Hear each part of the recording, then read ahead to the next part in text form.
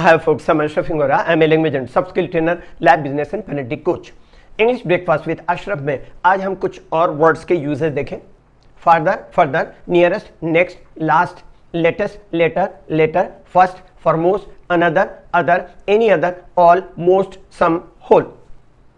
Father तथा further का इस्तेमाल ज्यादा दूरी के अर्थ में डिस्टेंस मतलब दूरी बताने के लिए होता है। फार दूर का कंपैरेटिव के रूप में इसका इस्तेमाल होता है। जैसे दिल्ली इज फार्दर या फर्दर अवे देन आगरा, इसका मतलब दिल्ली आगरा से ज्यादा दूर है।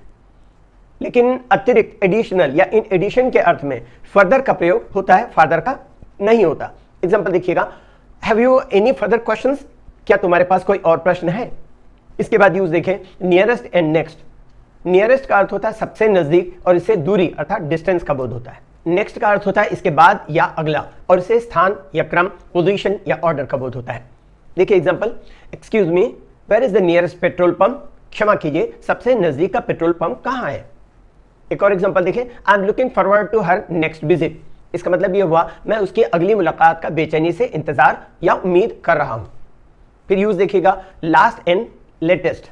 लास्ट से स्थान या क्रम का बोध होता है और इसका अर्थ होता है पिछला या पहले का। यह फर्स्ट का अपोजिट वर्ड है, जबकि लेटेस्ट से समय का बोध होता है और इसका अर्थ होता है अभी या हाल ही का। और ये अर्लीस्ट का अपोजिट वर्ड है।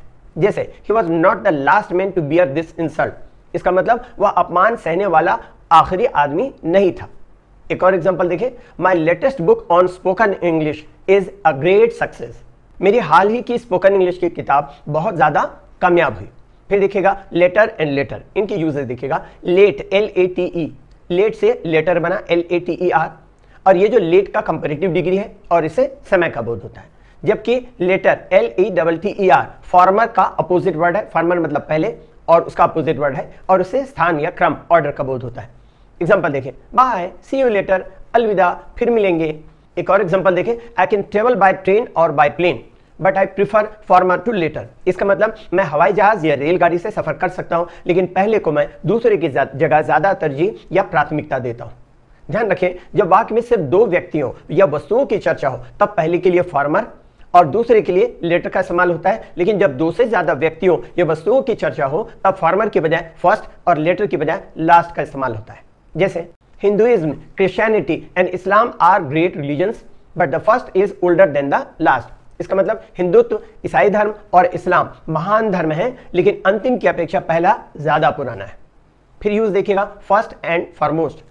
फर्स्ट का अर्थ होता है पहला और उससे क्रम या स्थान अर्थात ऑर्डर या पोजीशन का बोध होता है, जबकि फॉरमोस्ट का अर्थ होता है सबसे ज्यादा महत्वपूर्ण, मोस्ट इंपॉर्टेंट या इमिनेंट, और इसे श्रेणी जिसे रैंक कहते हैं उसका बोध होता है। एग्जांपल देखिएगा, your first duty is to your family, इसका मतलब तुम्हारा पहला कर्तव्य तुम्हारे परिवार के प्रति है।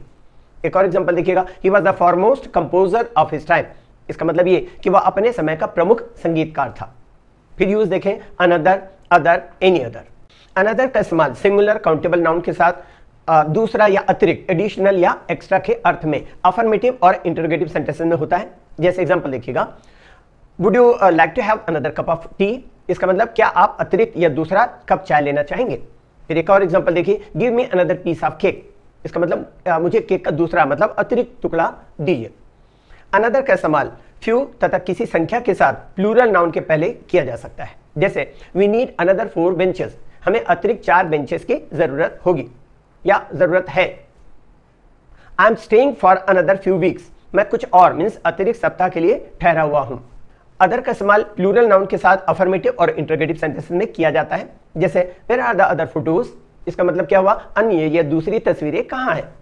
एक और एग्जांपल देखें, mister Vijay, mister Pankaj and 3 other teachers were present, इसका मतलब श्री विजय, श्री पंकज और 3 अन्य शिक्षक उपस्थित थे।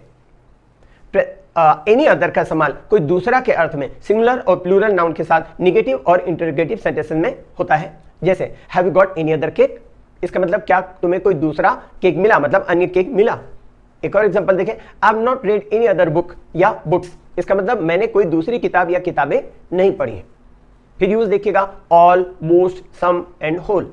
जब ऑल, मोस्ट और सम का इस्तेमाल एडजेक्टिव ऑफ क्वांटिटी मींस परिमाणवाचक की तरह होता है तब इनके साथ में सिंगुलर नाउन आता है, लेकिन जब इनका इस्तेमाल एडजेक्टिव ऑफ नंबर संख्यावाचक विशेषण की तरह से होता है तब इनके साथ में प्लूरल नाउन आता है।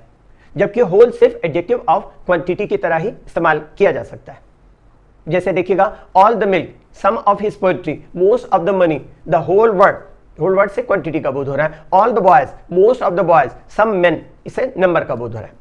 ध्यान रखिए, this, that, a certain, another singular है और इनके साथ हमेशा सिंगुलर नाउन का इस्तेमाल होता है, जैसे this girl, a certain boy, another book, etcetera. Certain, other और दीज और दोज ये प्लूरल है और इनके साथ प्लूरल नाउन का इस्तेमाल होता है, जैसे certain girls, other main, MEN, these boys, those players, etcetera. कुछ ऐसे इनडेफिनिट डेमोन्स्ट्रेटिव एडजेक्टिव्स हैं जिनका इस्तेमाल जरूरत के अनुसार सिंगुलर और प्लूरल दोनों में किया जा सकता है।